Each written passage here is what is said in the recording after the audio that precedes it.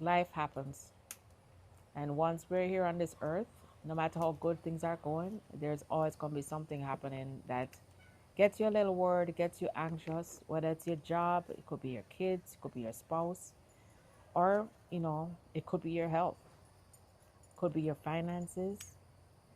Everywhere I've turned lately, it just feels like people are just anxious.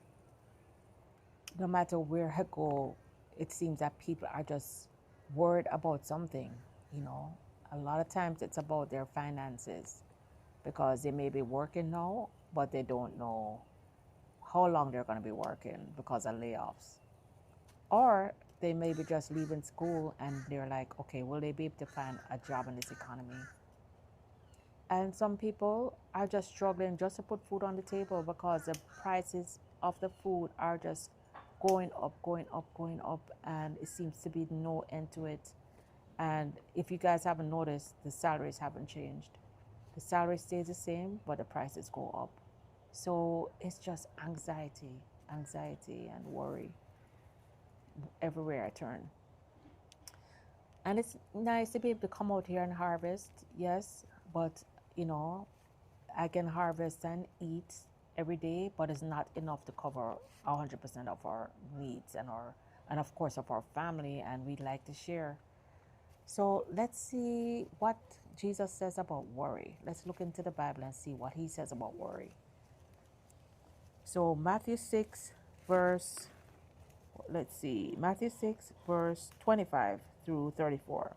And this is Jesus himself teaching about worry.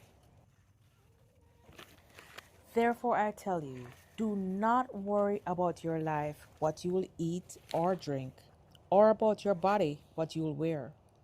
Is not life more important than food, and the body more important than clothes? Look at the birds of the air. They do not sow or reap or store away in barns, and yet your heavenly Father feeds them. Are you not much more valuable than they? And here's the kicker, guys. Who of you, by worrying, can add a single hour to his life? Guys, why do we spend so much time worrying?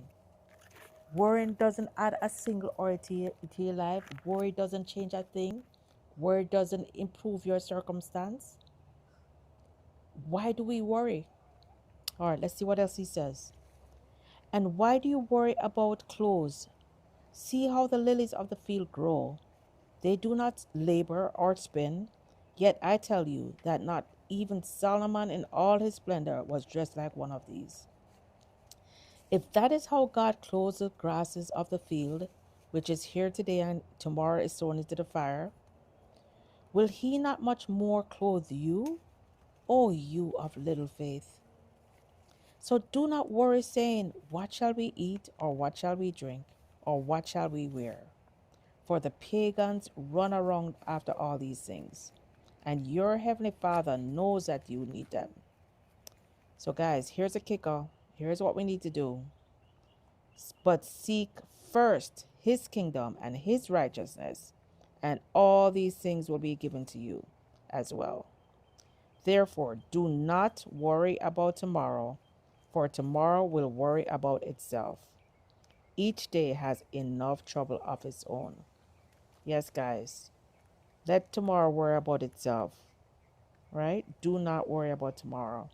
Seek first his kingdom, Jesus' kingdom, and Jesus' righteousness. Live for Jesus. Keep your eyes focused on Jesus.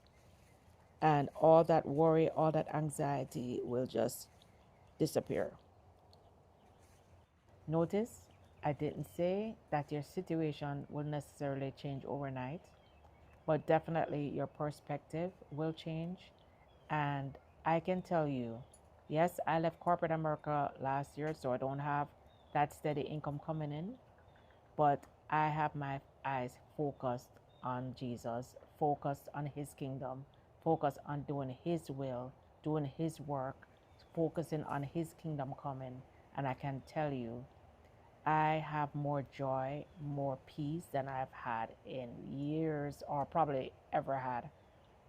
I have my eyes focused on Jesus. I'm seeking his righteousness, his kingdom, and I'll let tomorrow worry about itself.